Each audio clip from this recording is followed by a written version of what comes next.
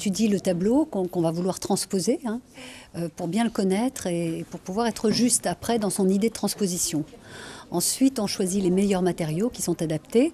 Par exemple, ici, on est devant une œuvre de Rothko qui évoque les couleurs, mais il y a des couches, de la transparence de couches, etc., comme des couches qui se sont superposées et qui créent après la couleur.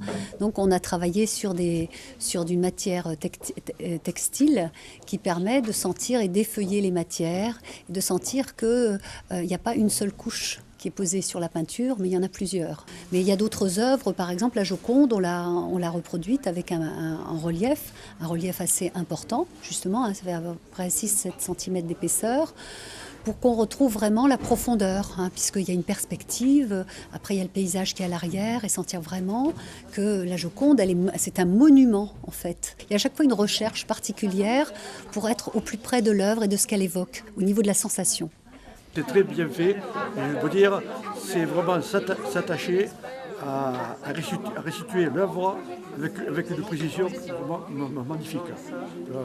Je pense que pour nous, c'est comme si on participait donc, à la réalisation de l'œuvre du tableau. Avec donc les autres sens que nous n'avons plus, c'est-à-dire l'ouïe, l'odorat et le toucher, permet de participer et d'accéder à une vie comme tout le monde et de pouvoir donc participer et d'avoir une vue de l'art, de se rendre compte par le toucher, donc avec ces maquettes qui nous favorisent donc les visites et les découvertes donc, de l'art dans les différents musées que nous pouvons maintenant voir comme tout le monde.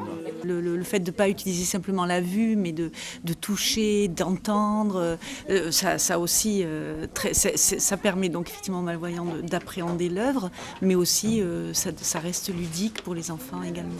Ça fonctionne à merveille quand les enfants disent on est rentré dans l'œuvre, je crois que ça c'est vraiment très révélateur. Oui. Normalement dans un musée on n'a pas trop le droit de toucher.